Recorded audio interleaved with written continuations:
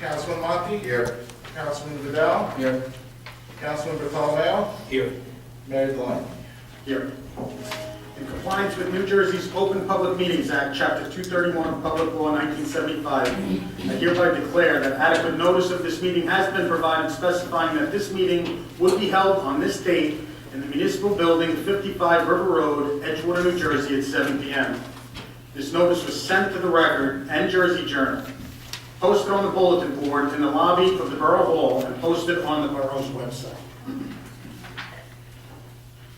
This time I'd ask for a moment of silence, and I'd ask that we all keep Chief Skidmore's mother in our thoughts and prayers.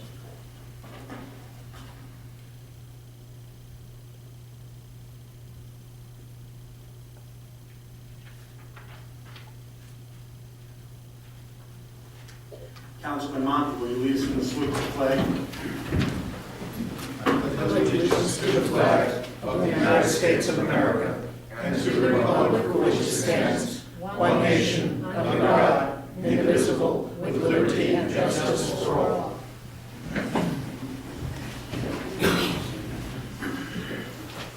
This time I'd like to open the meeting to the public.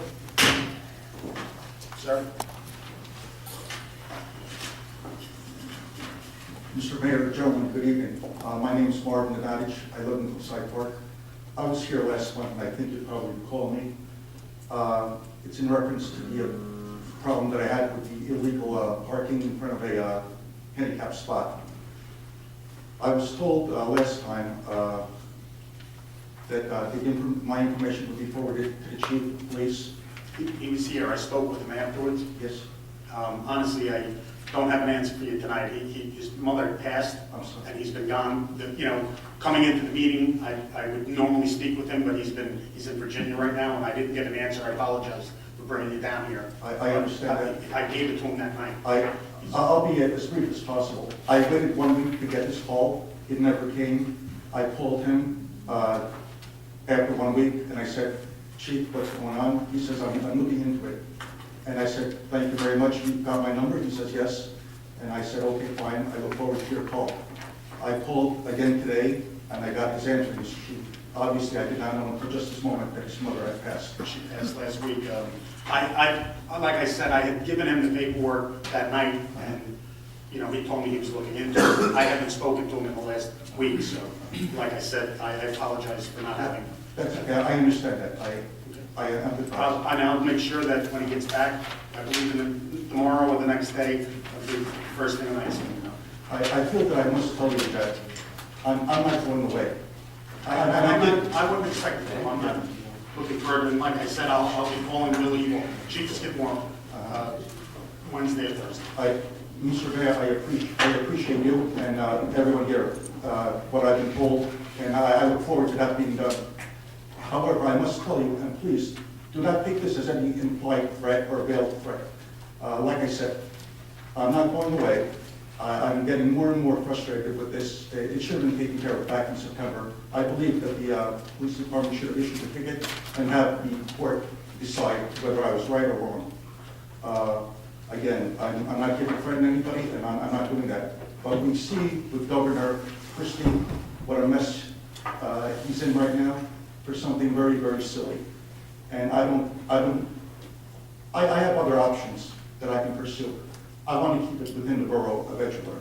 And I don't think you fellas need to hear this from others, from outside sources. Again, I respect you for what you've done, for what I've been told, and I look forward to your cooperation. However, if I'm not given some sort of satisfaction, then I have to look elsewhere. And do it for your handicapped parents, do it for the veterans who need that space, don't do it for me, just do it for the general public, is what I'm asking you. I'll be making the call as soon as he gets back, and again, I apologize, and I don't expect it to go away. We'll look into it with the care. Mr. Mayor, thank you. Gentlemen, thank you.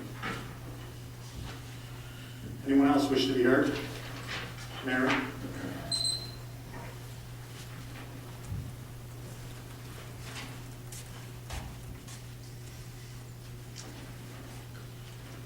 Mary Logan, 606 Edgewater Avenue.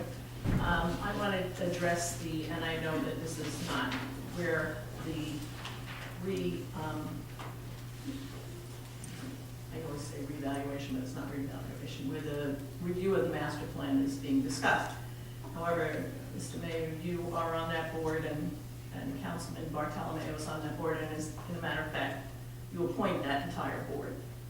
I was wondering, in looking at the emails that were Oprah requested, why both the attorney for the mayor and council and the attorney for the planning board sit in on all these meetings, because that just seems a double expense that is unnecessary.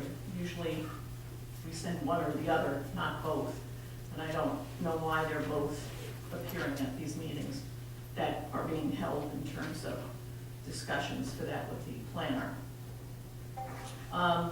The other thing in terms of that is, I understand that the bills for those experts, except for Catherine Gregory, are being billed to iPark, and I was wondering why that was being done. I don't think it's a good idea to have a developer in the town paying our experts when you're talking about a review of the master plan. I don't know why they would be billed for that. The other issue I'd like to bring up is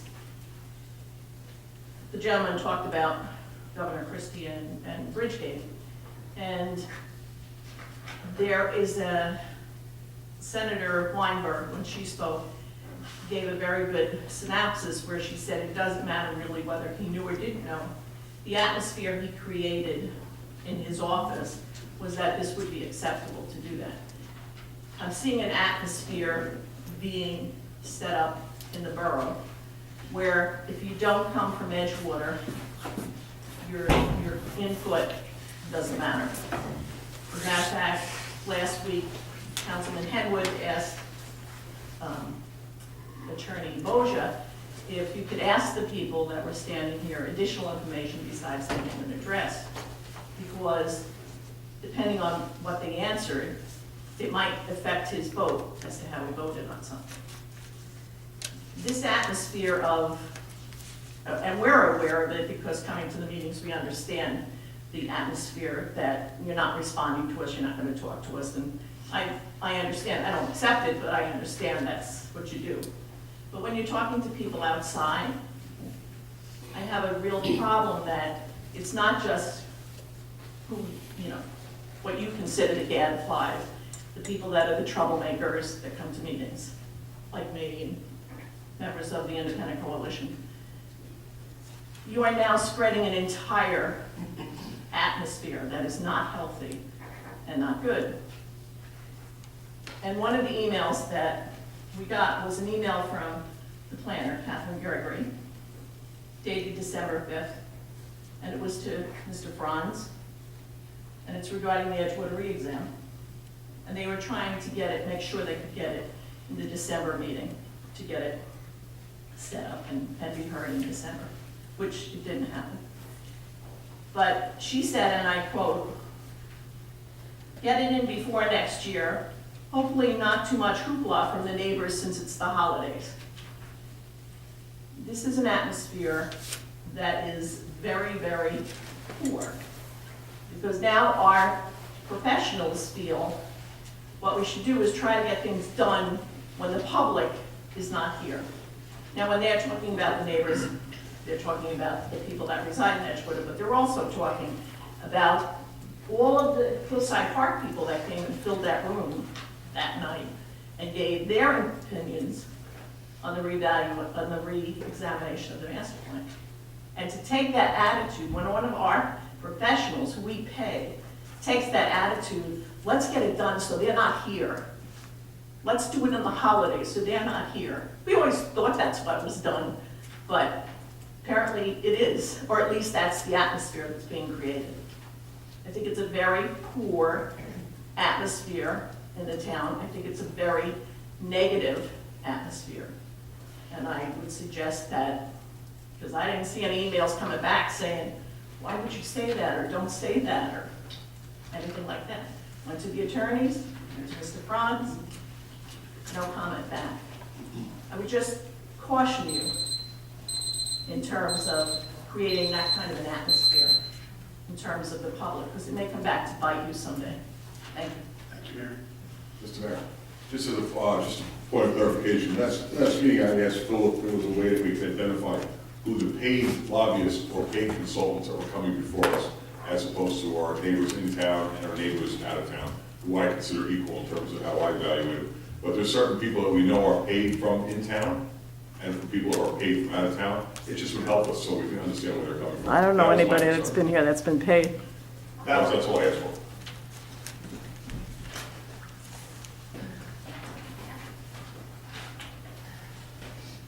Valerie Bardinas, 16 Hudson Terrace. First, let me start on the good stuff. The DPW have been fantastic. I tell you, it's every time I arrive back home, I thank heavens that I can make it in one piece, that I can walk, and it's really fantastic. Mr. Franz, I thank you for your detailed messages. You're the only person besides a relative of mine that actually uses up all the memory on my machine, but I really appreciate the information. Thank you very much, and it's very clear, concise, and really, thank you. An observation. We have so many signs in this town. I counted over 30 on Edgewater Place alone. It's really like visual litter almost. I mean, almost 30. You can go there and count. Is that necessary? You know, no parking, no parking, no parking, no parking. Pick up your poop, pick up your poop. I think a sign or two will get the job done. I mean, because you look around and it's really, I don't know, maybe it's just me and I have a little too much time on my hands, but it's, I think maybe we can wean them down a little. Mr. Henwood, I understand what you might have meant, but that's not what you said. You didn't say it like that. You might have meant it like that. But I was thinking about your comments, and you had said you'd like to know about their, Mr. Bozier asked you a question, and then it went back and forth about, perhaps you can find out the employment of the person, is what you said, the word. Absolutely. Well, you couldn't watch the tape, but the thing is, whether a person lives in Edgewater or doesn't, if they live in New Jersey, I just asked whether a paid consultant, that's all I asked. whether they live in New Jersey, if they live in New Jersey, they're paying state taxes, and we all pay federal taxes. And I think Mr. Franz will concur that the borough does receive grants from the state. We receive money from the state. You receive money from the federal government. So some of my taxes goes to probably every one of the municipalities in this state. And probably a little bit of my money leaves this country, So if somebody, if a nearby resident comes here and has some concerns, especially if that person owns property here, I think it's a valid request that they're treated with respect and an open ear. You may not agree with everything, but they may say something that turns on a light bulb and you think, wow, I never thought of it that way. Maybe they're right. When I've come to meetings and talked about the overdevelopment, a few council members and Board of Adjustment and Planning Board have always said, well, they're developing all alongside of us, North Bergen, Cliffside Park, Weehawk, and you're right. So why shouldn't we? The fact is, we don't have back roads like North Bergen. We don't have access roads like Fort Lee. We don't have roads like Weehawken. We have River Road, and we all see what happens when the littlest thing goes wrong, a fire, an ambulance call, an accident. We get backed up. I know, because I live on Valley Place, and traffic's always You know, I got Bridgegate every darn day of my life almost living there.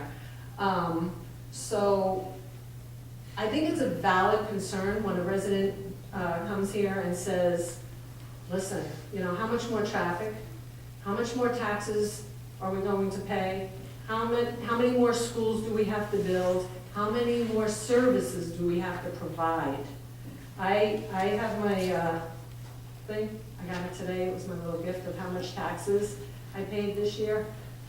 I feel like I paid a lot of money, and quite frankly, I don't understand, because we were told with all this development, it would lower our taxes. With all this development, I think at this point, I should be receiving a check, because, you know, it's gotta stop somewhere. Have a great day, thank you. Thank you, Val. Anyone else wish to be heard? Seeing none, I'll close. You want to let Arliss speak now, or wait, we allow him to? Arliss,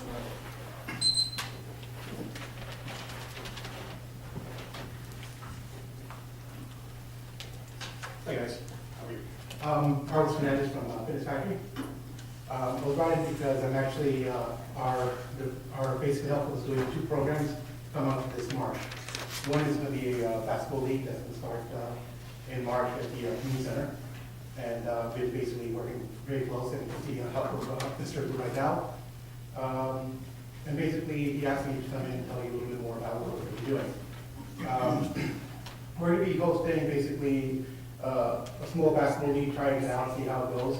A team of 12 people, 12 teams. Each of them, you know, between 8 to 20 people in there, mostly employees or residents of Edgewater. And what we're going to be doing is we're going to run it to the point that it's going to be almost like a little, our way of giving back to the community. You know, whatever we raise is going to go back to the Edgewater Community Center.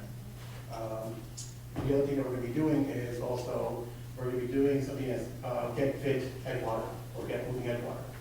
We've been working close with Technogen, which is the #1 manufacturer in the United States and in the world for fitness equipment. And we've actually became a little bit bigger, but basically,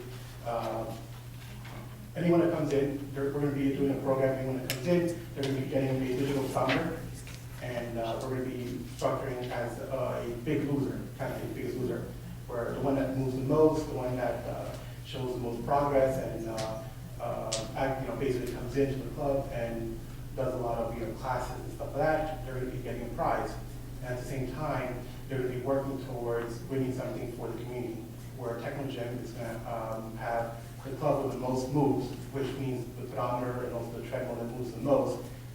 That community is going to get an equipment, basically a whole line of equipment, treadmills, ellipticals, free weights, and everything for the school community.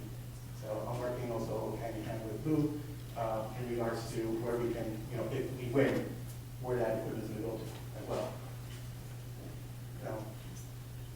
Thank you. Thank you. All right?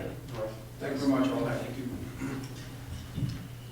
Patty, did you have something that you wanted to, you were doing something similar to that perhaps you wanted to discuss with Arliss? Yeah, but I don't think right now is. Right. I'll tell you about it when we come up with our Okay. budget thing. Yeah, it's a county-wide initiative throughout the county of getting fit. It's a weight loss challenge, and our hope is to lose 500 pounds in Edgewater, but we need sponsors, but I don't want to, we don't want to compete against each other, so we'll Right. talk at a different time. There's a lot going on. Does anyone else wish to be heard? Seeing none, I'll close the open portion of the meeting. Now we have, actually, you can step up now. We have budget discussions.